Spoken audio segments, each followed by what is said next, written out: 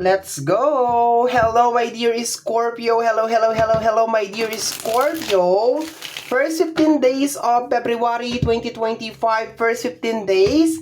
This is from February 1 to February 15, 2025. And of course, this is a general reading. So, munting paalala lamang mga my dear Scorpio na ang gagawin natin ngayon ay general reading. So, hindi po ito 100% na magre-resonate para sa ating lahat. So, please mga my dear, lower your expectation pagdating po sa mga general reading. Okay, my dear. So, bago ko magpatuloy, my dear, sa ating reading, bibitawan ko muna, my dear, yung mga cards natin. May gusto po kasi akong sabihin.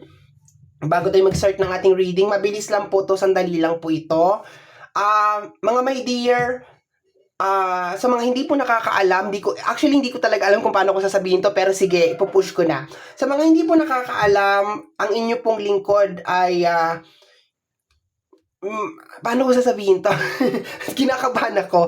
Okay, ang inyo pong lingkod ay, ako po ay meron pong pinagdadaanan, kumbaga parang sa loob ng ilang taon po mga my dear, ako po ay nakikipaglaban po sa sakit na gallstone or gallbladder stone. Okay, so meron pong bato doon sa aking abdo, tama ba? Okay, and nakailang beses na po akong naka-schedule na magpa-opera, lagi pong nakakancel or lagi pong napopostpone yan kasi nga po dahil po sa kakulangan po sa pera. And naka-schedule na naman po ako ngayong first 15 days, February 10, okay, second week, okay, ng February, mga my dear Scorpio, para operahan. And gusto ko lang pong kumatok. Actually, hindi ko alam. Ayoko po kasi ma-cancel siya or ma-postpone siya. Gusto ko dire-diretso na. Ito po ay wala pong, hindi ko alam paano ko talaga sasabihin, pasensya na po, ako po'y kinakabahan at ako po'y nahihiya. Ako po sana ilalapit sa inyo mga my dear at ako po'y manghihingi ng kaunting tulong mga my dear. Kasi po may konti pa pong kulang dun sa aking pampa-opera mga my dear. Ito po ay hindi naman po sa pilitan mga my dear. Ako lang po ay kumakatok, maski po maliit na halaga po ay malaking bagay na po yan mga my dear. Ako po ay maglalagay ng aking GCash number sa description box down below. Para po sa mga gusto pong magbigay or mag-share po ng kanilang tulong sa akin para po maituloy po natin yung ating operasyon kasi nakailang beses na po talagang nakakancel tong operasyon na to at gustong-gusto ko na po talagang ipatanggal yung gallstone.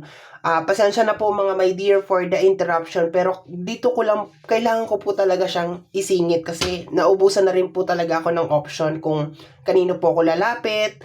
Ayoko rin pong mangutang, yung mga ganun kasi may mga utang pa rin po ako. So, anyway mga my dear, nasabi ko na yung gusto kong sabihin. Pasensya na po talaga, pasensya na. Let's go na tayo my dear sa yung first 15 days of February 2025. Nanginginig ako, honestly. Nanginginig ako, nahihiya ako, kinakabahan ako. Okay my dear, so let's go tayo. First 15 days of February 2025. Maraming salamat po sa pangunawa mga my dear. And thank you po sa lahat po ng magpapaabot ng tulong. Maraming salamat po mga my dear. Thank you very much po.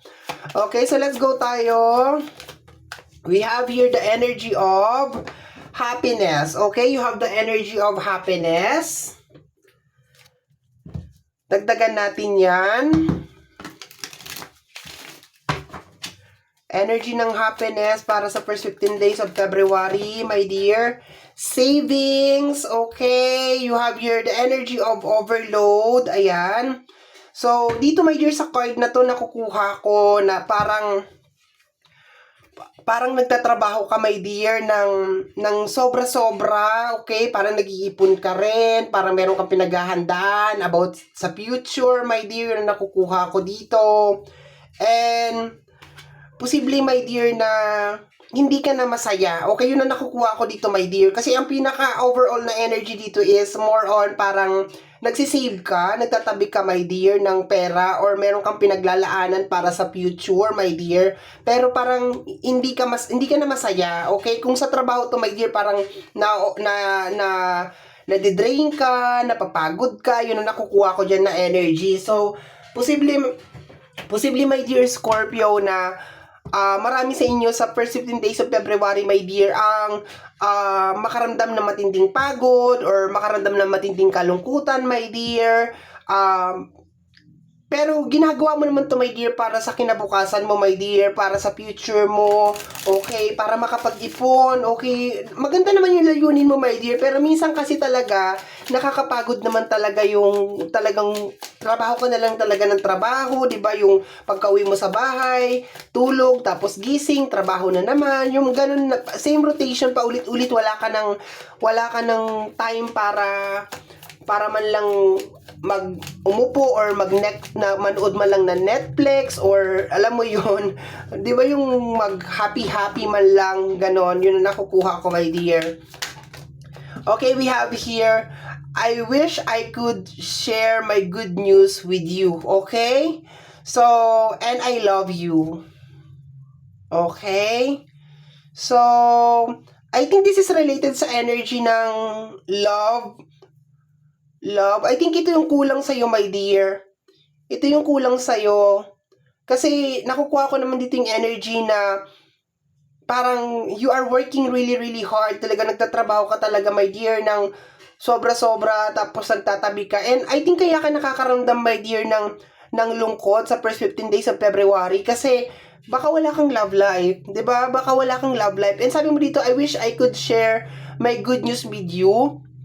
Ang nakukuha ko dito, my dear, is ayaw mong parang medyo parang medyo ingat ka, my dear, sa pag-share ng mga bagay na nangyayari sa iyo, my dear. And medyo malayo sa reading, pero may nasasagap ako na energy, my dear, na parang ayaw mo magsabi ng kung ano yung mga bagay na nangyayari sa iyo, my dear, kasi ayaw mo na mahalin ka ng mga tao sa paligid mo nang dahil sa kung ano yung meron ka. Okay? Yun ang nakukuha ko dyan, my dear. Okay? So, nag-expect ka, my dear, or parang sabihin natin, mas makakatulong, my dear, sa first 15 days of February kung meron mga tao na parang kukumustahin ka, okay, or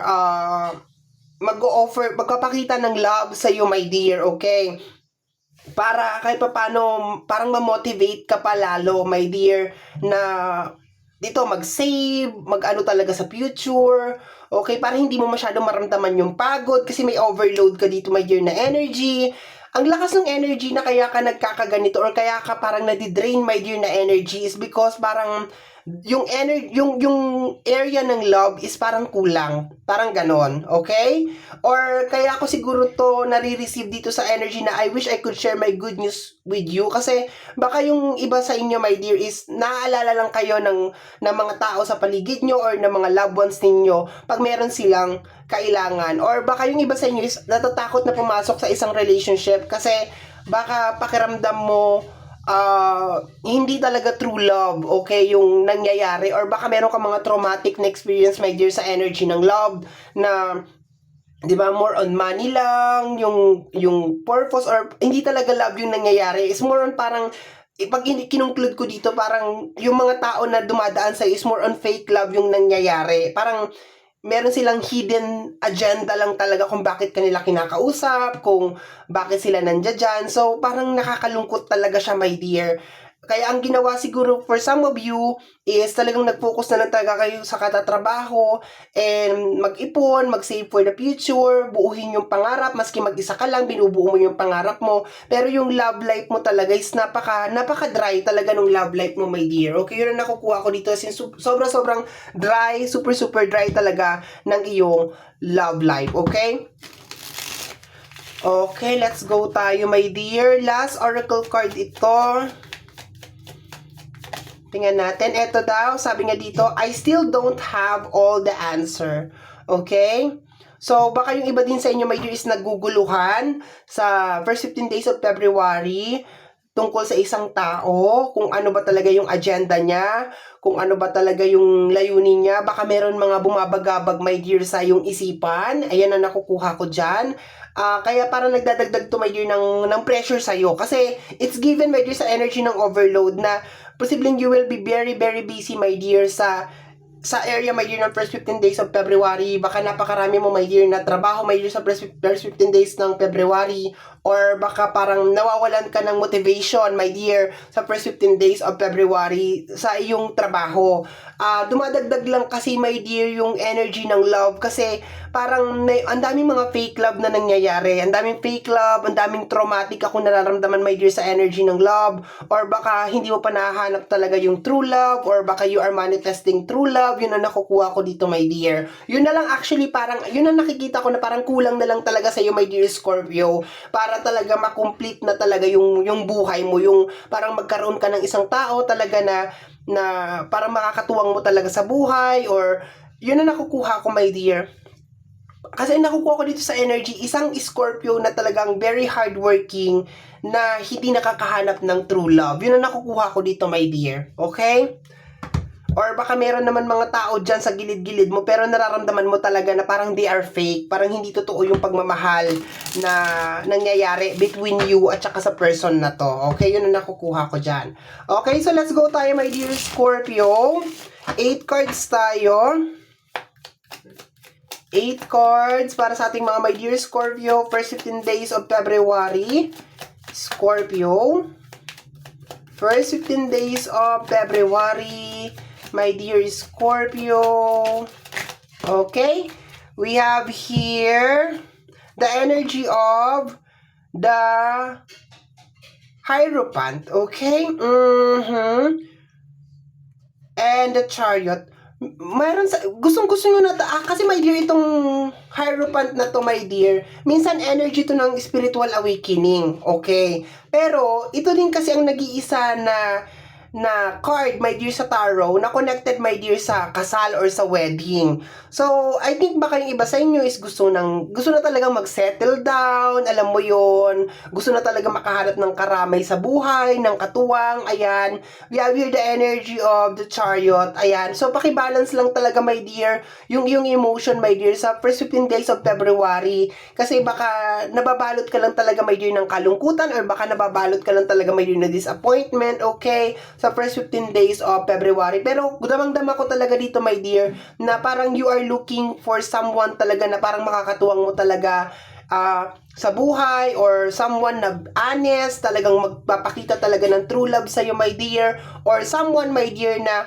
talagang seseryosohin ka at pakakasalan ka, my dear. Yun na nakukuha ko dito. Okay? Kasi, I think you are very, you're very focused na talaga, my dear, sa pagkakaroon ng magandang future, okay? Ibig sabihin, given na yon. Kumbaga, parang nananalaytay na yun sa dugo mo, na talagang you are so determined talaga, my dear Scorpio, na magkaroon ng magandang future. And, kung makikita mo rin kasi dito, my dear, may dalawang parang medyo matanda na, or medyo may edad na sila, my dear, na parang nagtutulong sila na mag-save or magtabi. So, I think ito talaga yung pinaka-highlight dito, my dear, na parang gusto mo talaga ng parang makakasama talaga sa buhay, or makakatuwang talaga sa buhay. And naha-highlight lang talaga siya, my dear, sa first 15 days of February, na parang gusto ko ng ganito, parang, or baka mayroong mga scenario or mga eksena, my dear, sa first 15 days of February na parang nararamdaman mo na, parang, o kaya, ilang taon na ako, wala pa rin nagsiseryoso sa akin, or wala pa rin ganyan. Okay? Dito naman, my dear, I still don't have the answer. Baka naman meron din nanliligaw sa'yo, or baka you have a relationship right now, pero ang kadugtong kasi ng energy na yun, my dear, is yung energy kasi ng pagiging fake. Parang may trust issue ka, okay? If you're actually single, you're looking for someone na makakasama mo habang buhay, makakatuwang mo, my dear, na magpapakita sa'yo ng totoong pagmamahal. Alam mo yon, yung seryoso talaga. But if you are actually in a relationship, or parang meron umaaligid-aligid, my dear, sa'yo, nararamdaman ko rin dito kasi, my dear, dun sa pangalawang energy, my dear Scorpio, na punong-puno ka ng doubt, my dear, sa kanya. Ibig sabihin, parang may trust issue ka, my dear, talaga sa kanya. So, parang yung energy talaga, parang malungkot talaga siya, walang happy talaga doon sa energy na yon. Okay? So, let's go tayo, my dear Scorpio. We have here the energy of the 5 of Wands, okay? Ito ay hindi pagkakaunawaan, my dear, or tension tong card na to, okay? So, I think naman, my dear, kung may kinalaman sa career, talagang palaban ka naman talaga, my dear, sa lahat ng pagsubok, my dear, or sa lahat ng mga kontrabida or mga balakid, my dear, na may kinalaman, my dear, sa usapin ng career. Kasi sabi ko nga, my dear, you are very focused and very determined talaga, my dear, na matupad yung mga pangarap mo, my dear. Okay, na konektado sa future. Kung ito naman, my dear, ay may kinalaman sa relationship, I can feel, my dear, na yung iba talaga sa inyo is meron mga dala-dala mga traumatic, okay, mga traumatic na experience from the relationship, or baka currently nangyayari to if you're actually in a relationship na parang hindi kayo nagkakasundo ng partner mo, na parang walang teamwork na nangyayari sa relationship nyo, okay? So, hinimay-himay ko na talaga siya, my dear, over here kasi medyo malawak yung kanyang energy. Okay. Let's go tayo, my dear. We have here the Two of Wands, okay? So, it's more on making decision, okay? So, I think, my dear, yung iba sa inyo, kung talagang nagmamanifest kayo ng relationship or gusto talaga ninyong magkaroon ng relationship, ang first 15 days of February, it's the time, my dear, na parang makipag-date ka or lumabas ka, my dear, or parang kumbaga parang buksan mo, my dear, ang iyong puso for this, kasi gusto mo magkaroon ng relationship, my dear. So, hindi naman literal na as in like makikipag-date ka na parang siya na talaga yung magiging forever. Well, of course, yung getting to know each other na stage, my dear, yung pag-test, yung trial, yung alam mo yun, yung moment, my dear, na kilalanin muna ninyo ang bawat isa. Kasi kung lagi ka maglalagay ng boundary, my dear, yun ang nakukuha ko dito. Hindi ka magkakaroon talaga ng love life. Hindi ka talaga magkakaroon ng time, ng chance, my dear, na makapasok, my dear, sa isang relationship. Yun na nakukuha ko. Regarding sa energy ng career, baka sumagi din, my dear, sa isipan mo sa first 15 days of February na parang gusto mong umalis sa trabaho mo, okay? Once again, this is energy ng iyong emotion, my dear Scorpio. So, pakibalance lang din yan. Baka nakakaramdam ka talaga ng matinding kalungkutan, kasabay ng matinding pagod, okay? Sa pagkamit ng iyong mga pangarap, my dear. So, nagsasabay-sabay lang talaga yan, my dear, okay? So, let's go tayo, my dear. 4 cards po tayo. Energy ng lovers, ayan, and the energy ng Hierophant nagsama. Okay, naghahanap ka talaga, my dear, ng relationship over here. Kasi nagsama yung Hierophant, okay? And the lovers. Ayan o, baka yung iba sa inyo ay gusto na talagang ikasal. Yun ang nakukuha ko dito. Baka gusto nyo nang ikasal, gusto nyo na makahanap ng tao na makakatuwang ninyo habang buhay, my dear. Sa kagaya na sinasabi ko, my dear, kung meron ka mga traumatic experience from the past, I think this is the time na medyo isang tabi mo muna yung mga traumatic na yon, and mag-entertain ka or pumasok, makipag-date ka or makipag-usap ka, gumawa ka ng mga connection, my dear. Kasi, hindi ka talaga magkakaroon ng love life, my dear. Kumbaga, ano yan eh, kung hindi ka lalandi, hindi ka magkakaroon ng love life. Okay? Tama ba yung advice ko? Baka mapasama pa. Okay? So, my dear Scorpio, pero sa first row natin over here, Hierophant and the lovers, this is energy, my dear, na gusto mo talagang ikasal, gusto mo talagang makahanap ng true love, my dear. Gusto mo makahanap ng somebody na makakatuwang mo talaga for the rest of your life, my dear. Very, very nice. Till death do us part yung energy dito, okay? Somebody na magdadala sa iyo ng happiness, okay? Very, very nice naman yung energy. Okay, let's go tayo. Last 3 cards tayo, my dear Scorpio. Last 3 cards, we have here the energy of the Two of Cups and the Chariot. Ito na yun, my dear. Don't be afraid to go out, okay? Kilalanin ang mga tao, okay? Makipag-date, okay? If you feel na parang you feel lonely or you feel stressed, my dear, sa first 15 days of February, baka kailangan mo lang talaga na makakausap, my dear. Okay, yun ang nakukuha ko dito. Gusto mo lang siguro makaramdam ng pagmamahal, di ba? Gusto mo lang sigurong kiligin, gusto mo lang siguro ma-motivate ulit, my dear. And wala namang masama doon, okay? Pero once again, with moderation pa rin tayo, my dear. Okay? With moderation pa rin tayo sa pagpapasok ng mga panibagong mga mukha or panibagong mga tao sa ating buhay. Okay? So, tingnan natin. We have here the energy of the Sun card. Okay. So, I think, my dear, marami naman sa inyo ang parang meron ma-overcome, meron ma-accomplish sa first 15 days of February. mga obstacles, mga struggles, okay? Nakukuha ko rin, my dear, na as long as hindi ka talaga magpa-apekto dito sa overall na energy, nakukuha ko rin dito, my dear, na meron sa inyo talaga ang makakapag-start ng something, posibleng makakapag-start na makapag-ipon or makakapag-start na makapagtabi, okay, yun ang nakukuha ko, or madadagdagan ng ipon, okay, or makakapag-umpisa ng something, okay. Pero yung energy kasi ng parang success is hindi talaga siya buong buo sa first 15 days, my dear, ng February. Posibleng second half, hindi natin alam, okay? Malalaman natin yan pag nag-spread ako para sa second half, okay? Pero nararamdaman ko parang meron ka ditong ma-overcome or merong mangyayari. Or, I think basta kung hindi ka na magpapadala talaga sa buong energy ng first 15 days of February, baka din makahanap ka rin ng tao talaga na makakatuluyan mo, okay? Sa iyong buhay, makakasama mo sa iyong life, my dear Scorpio, okay? Sa energy kasi ng Sun card at saka ng Five of Wands, this is energy na meron ka ma-overcome or meron ka talagang matatapos, my dear. Okay? So, let's go tayo, my dear. Last card tayo. We have here the energy of the Magician. Okay, my dear? So, wala naman talagang masyadong mabigat, my dear, na energy. Yun lang, parang malungkot ka lang talaga, parang naghahanap ka lang talaga ng true love. Pero hindi kasi, ito lang gusto kong sabihin, my dear Scorpio, ang paghanap kasi ng totoong tao, hindi yan hindi mo makikilala ang isang tao ng isang buwan lang or ng 2 days lang or ng 4 days, like it takes time. Ako naniniwala ako, my dear, na kung gusto mo talaga makilala ang isang tao, hayaan mo na ang panahon ang magsabi sa iyo kung sino talaga siya. Okay? Kasi ang hirap nang maniniwala ka lang sa pinakita ng isang tao sa iyo sa loob lang ng 1 buwan, ng 3 buwan. Minsan nga 3 years na kayo, 4 years na kayo, hindi mo pa rin talaga siya lubusan nakilala, my dear. So, I think parang wag kang mag-shortcut, wag mong bilisan, my dear, yung mga bagay-bagay, lalo na sa usapin ng love.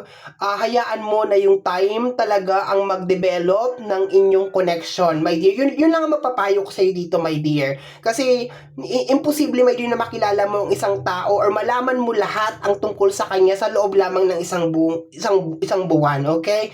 Give it time. Hayaan mo siya manligaw, hayaan mo siya mangsuyo. Yun, parang ganun na nakukuha ko, my dear. Or, lumabas kayo ng ilang beses, mag-date kayo ng ilang beses, yun na nakukuha ko, my dear, para makilala mo siya ng lubusan. Ang haba ng reading na to, my dear Scorpio, pasensya na. Okay? So, my dear Scorpio, yan ang reading mo para sa yung first 15 days of February. Pasensya na kung napakahaba. Somehow, my dear, kung nagustuhan mo to, especially kung napadaan ka lang, don't forget to subscribe. Pakiclick, my dear, ang notification bell kung napapanood mo to sa ating YouTube channel. At kung napapanood mo naman to, my dear, sa ating Facebook page, wag nang mag-alinlangan, my dear, na mag-follow, mag-like sa ating Facebook page. Free to like, free to share, free to comment sa lahat ng ating mga videos. Once again, my name is RJ, also known as Apo J. Maraming salamat po, and until next time, bye-bye! Thank you, my dear. Salamat po sa mga magpapaabot po ng kanilang tulong. From the bottom of my heart, maraming salamat po. Bye-bye, my dear. Thank you!